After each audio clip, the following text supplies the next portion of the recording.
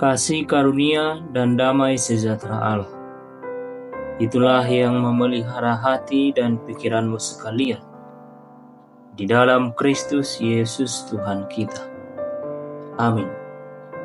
Saudara-saudari, firman Tuhan untuk kita pada saat ini terambil dari Kisah Para Rasul pasal 13 ayat 44 sampai 52.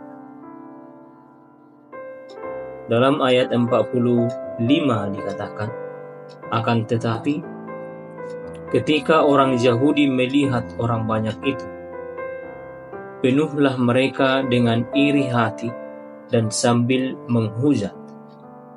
Mereka membantah apa yang dikatakan oleh Paulus. Ayat 46, tetapi dengan berani Paulus dan Barnabas berkata, memang kepada kamulah firman Allah harus diberitakan dahulu, tetapi kamu menolaknya dan menganggap dirimu tidak layak untuk beroleh hidup yang kekal. Karena itu kami berpaling kepada bangsa-bangsa lain.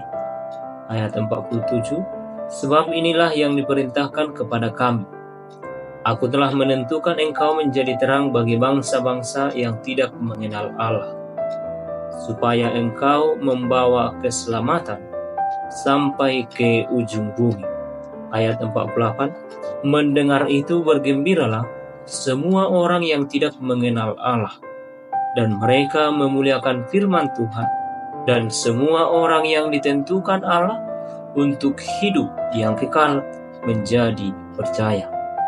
Ayat 49, lalu firman Tuhan disiarkan di seluruh daerah itu. Demikianlah pembacaan firman Tuhan. Saudara-saudara, dalam kenyataan hidup ini, kita sering menjadikan tolak ukur keberhasilan sebuah pelayanan adalah dengan berdasarkan banyaknya orang yang merespon firman dengan positif. Bila setiap orang yang kita injili bertobat, kita berpikir bahwa pelayanan kita diberkati.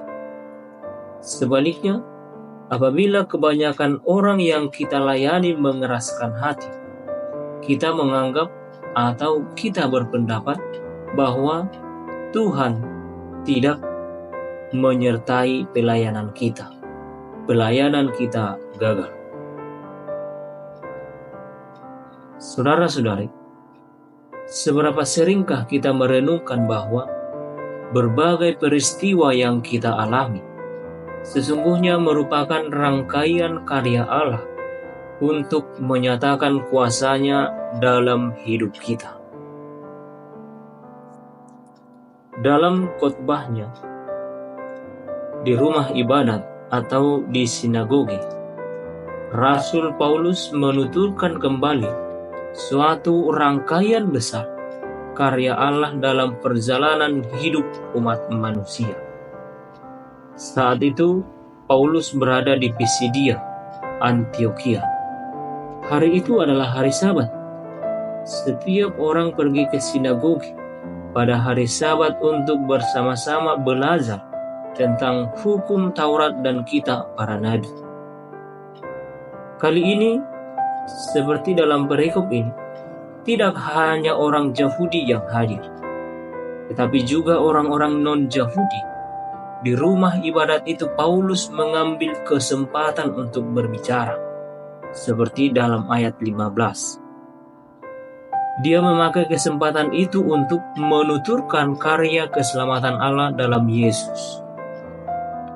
Sejak bangsa Israel keluar dari Mesir sampai mereka tinggal di tanah perjanjian serta janji keselamatan melalui keturunan Daud.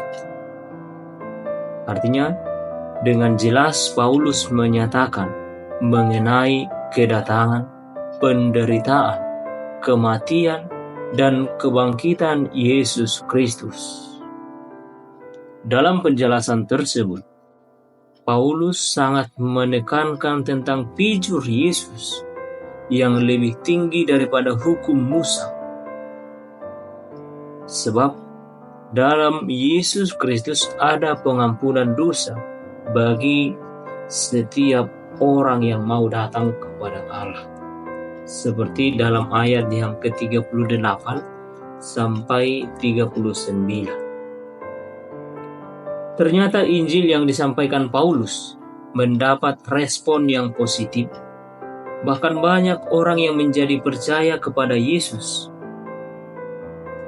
Dan akibatnya, hampir seluruh kota berkumpul pada hari Sabat berikutnya untuk mendengarkan firman Allah, seperti dalam ayat 44. Tetapi ada juga orang Yahudi yang menjadi iri hati dan menghujat Paulus,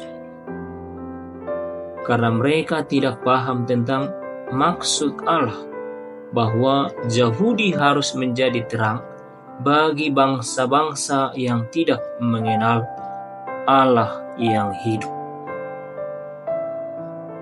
Saudara-saudari, sesungguhnya tujuan hidup orang percaya adalah menjadi agen penyebar keselamatan yang dianugerahkan Allah bagi dunia. Karena itu,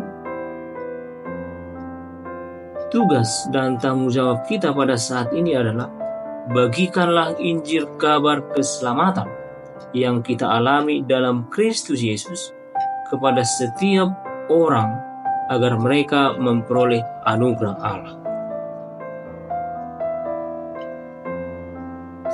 Saudara-saudari, orang Kristen dan gereja di dunia ini mengemban panggilan atau tugas untuk bersaksi, dan itu adalah tugas panggilan gereja: diakonia, bersaksi, dan melayani.